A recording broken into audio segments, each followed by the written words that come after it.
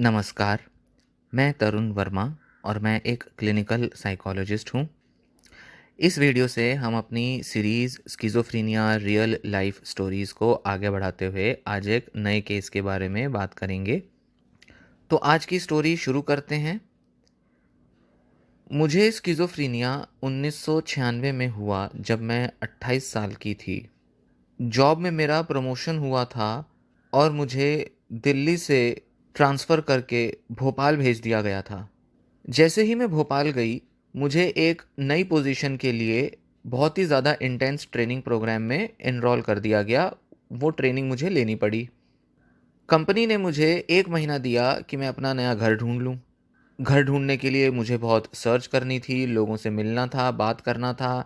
मैं उस शहर में उस समय नई थी। मेरे पास एक पालतू कुत्ता भी था, जिसे मैं अपने साथ भोपाल ले गई थी। तो ऐसे में उसकी देखरेख करना और घर ढूँढना ये दोनों बड़ा ही डिफ़िकल्ट हो जा रहा था। मुझे उसकी भी देखरेख करनी होती थी, इसलिए मैं थोड़ा ही टाइम घर ढूँढने में स्पेंड कर पाती थी। दिल्ली में तो कुत्ता पाल लेना फिर भी एक आम बात थी, पर भोपाल में कुत्ता रखना एक बहुत ही कम कॉमन बात होती थी।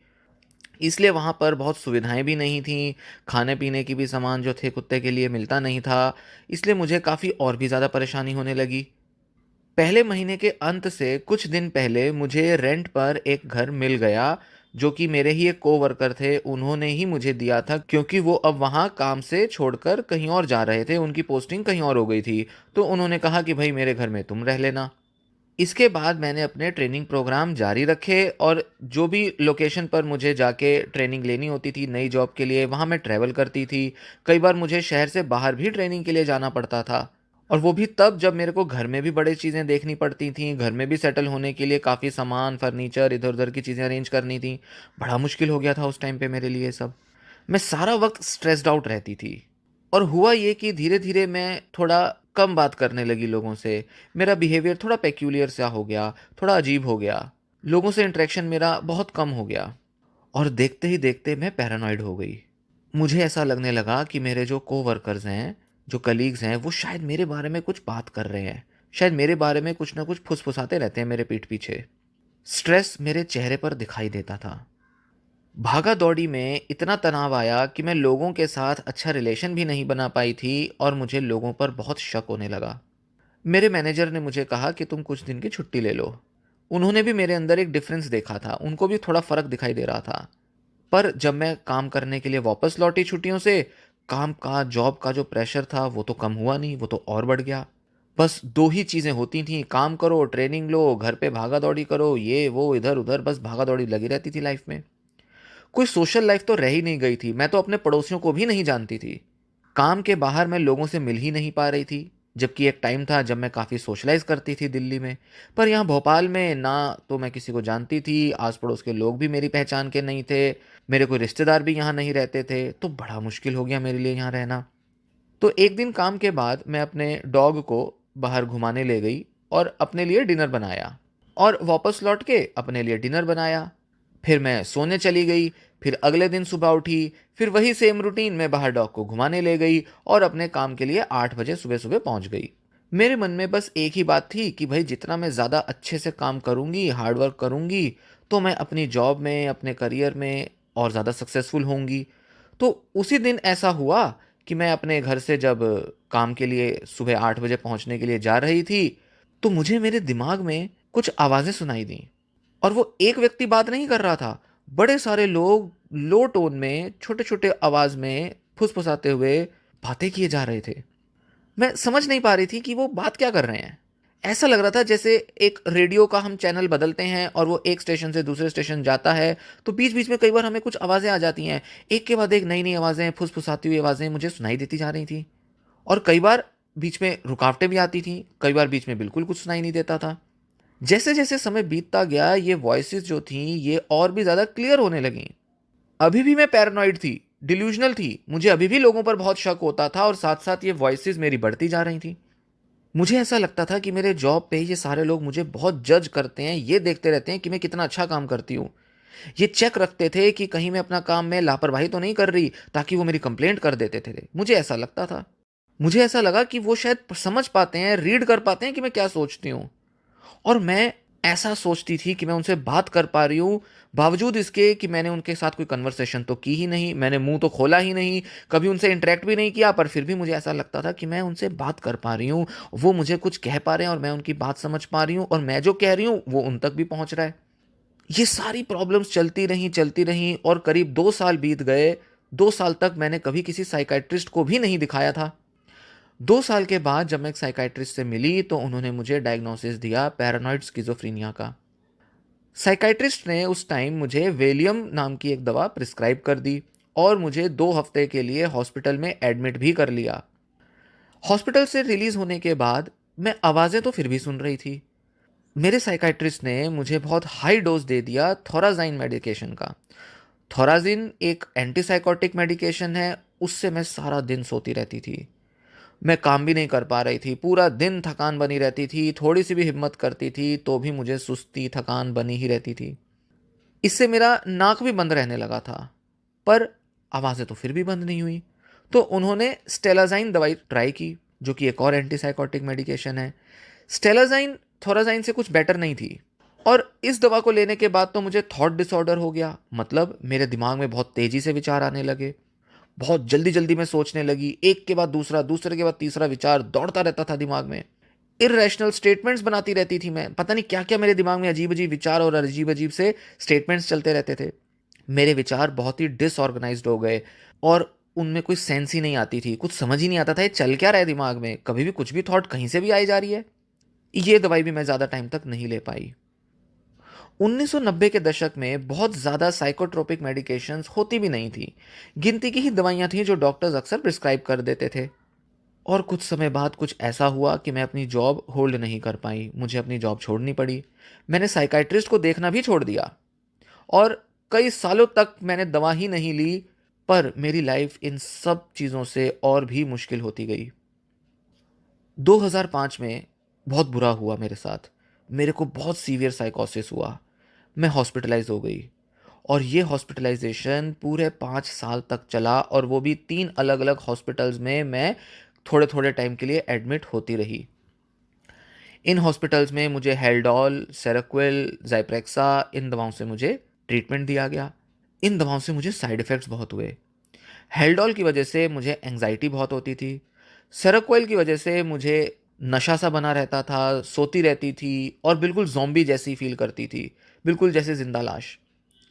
सेरोक्विल और ज़ाइप्रेक्सा से मैं खाती बहुत थी और इस वजह से मुझे बॉर्डरलाइन डायबिटीज़ भी हो गया।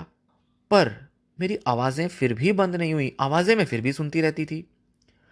हॉस्पिटल से रिलीज़ होने के बाद मैं सेरोक्विल दवाई तो लेती थी जो कि मुझे साइकियाट्रिस्ट ने प्रिस्क्राइब की थी। मेरा वज़न बहुत ज़्यादा बढ़ गया और इस हद तक कि लोग अब मुझे पहचान ही नहीं पा रहे थे। मैंने कई सालों तक ये दवा ली, फिर उसके बाद मैंने खुद ही ये दवा लेनी छोड़ दी। उसके बाद भी जब मैंने दवाएँ छोड़ी, फिर मुझे 3 अलग-अलग हॉस्पिटल में एडमिट कराया गया। किसी में 2 हफ्ते तो किसी में 2 महीने। उन्होंने मुझे सेलेक्सा दी, डेपाकीन दी, वेलियम दी, हेल्डोल दी, थोराज़ाइन, ज़ाइप्रेक्सा, ओलेंज़ापाइन दी। किसी भी दवा से मेरे सिम्पटम्स कंट्रोल में नहीं आए। पर 2018 में जब मेरी हॉस्पिटलाइज़ेशन हुई, जब मुझे फिर से स्किज़ोफ्रेनिया का डायग्नोसिस मिला और साथ ही साथ मुझे क्रोनिक डिप्रेशन का भी डायग्नोसिस मिल गया, तब मुझे वेनलाफेक्साइन 75 एमजी की दवा दी गई, रिस्पेरेडाल की 3 एमजी की दवा दी गई, ट्रेज़ोडोन 50 एमजी दी गई। इन दवाओं ने मुझे सबसे ज़्यादा हेल्प किया। इनके साइड इफ़ेक्ट्स ना के बराबर रहे। मेरी डिल्यूज़न, मेरा पैरानॉइड थिंकिंग बहुत कम हो गया और अब मैं वॉइसेस भी नहीं सुनती हूँ और मैं डिप्रेस्ड भी नहीं हूँ। अब मेरा डिप्रेशन करीब-करीब चला गया है। मैं उस साइकियाट्रिस्ट के लिए ग्रेटफुल हूँ, थैंकफुल हूँ कि उन्होंने मेरी इतनी मदद की और उन्होंने मुझे इतनी अच्छी दवाइयाँ दी। 25 साल से इस बीमारी से सफ़र करते हुए आज मैं कह सकती हूँ कि मैं आज जैसा महसूस कर रही हूँ, इससे पहले आज तक मैंने लाइफ़ में कभी बेटर फ़ील नहीं किया। 25-26 साल की इस स्ट्रगल में स्किज़ोफ्रेनिया से लड़ते-लड़ते मुझे फाइनली समझ में आया कि कौन-सी दवाइयाँ मेरे लिए काम करती हैं, कौन-सी दवाइयाँ मेरे को बेटर कंडीशन में ला पाई हैं। अब मैं एक नए पर्सन जैसा फ़ील करती हूँ, ऐसा लगता है कि मेरी ज़िंदगी बदल गई है, अब मैं एक नई पर्सन बन चुकी हूँ। मेरा व्यक्तित्व बदलने लगा है अब। वो दवाएँ जो कि मेरे लिए वर्क करती हैं, उन दवाओं को लेने से मुझे इतनी ज़्यादा मदद मिली है कि अब मैं समझ पाती हूँ कि रियलिटी के टच में कैसे रहा जाता है, लोगों पर थोड़ा-थोड़ा ही सही पर भरोसा कैसे किया जाता है, लोगों के साथ रिलेशंस कैसे अच्छी बनाई जाती हैं और अपनी डे टू डे लाइफ को कम स्ट्रेस के साथ भी कैसे मैनेज किया जाता है। ये अब मैं समझ पाई हूँ, जो कि पहले पास्ट में इतने सालों तक मुझे जिसका आइडिया भी नहीं था। रियलिटी से टच जो था मेरा वो करीब-करीब ख़त्म हो चुका था। इतनी सारी हॉस्पिटलाइज़ेशंस, इतनी सारी अलग-अलग दवाइयाँ, कभी कोई और ऐसे में इतने साइड इफ़ेक्ट्स, मैं बहुत थक चुकी थी। पर अंत में जब मुझे सही दवाएँ मिलीं, तो अब मैं समझी कि कैसे मेडिकेशंस जो हैं वो इतनी ज़्यादा हेल्पफुल हो सकती हैं इन साइकोसिस, स्किज़ोफ्रेनिया के सिम्पटम्स को कम करने में।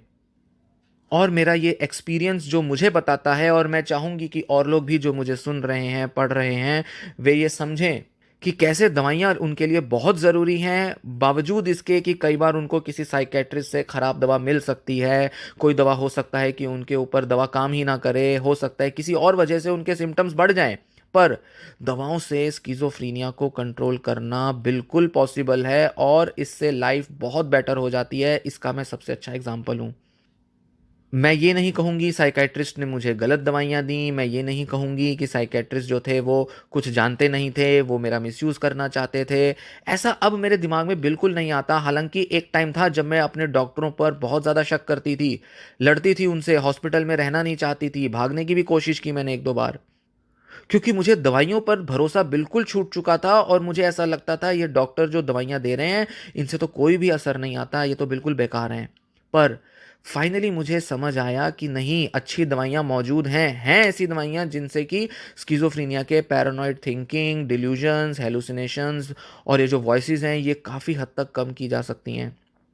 और यही सलाह, यही एडवाइस मैं बाकी लोगों को दूँगी जो कि स्किज़ोफ्रेनिया से सफ़र कर रहे हैं, कि सही दवा अगर आपको मिल रही हो जिससे कि आपके सिम्पटम्स काफ़ी हद तक कंट्रोल हो जाते हैं, ये दवा ज़रूर लें और लंबे टाइम तक लेते रहें, अगर आप सही कंडीशन में, अच्छी कंडीशन में बने रहना चाहते हैं।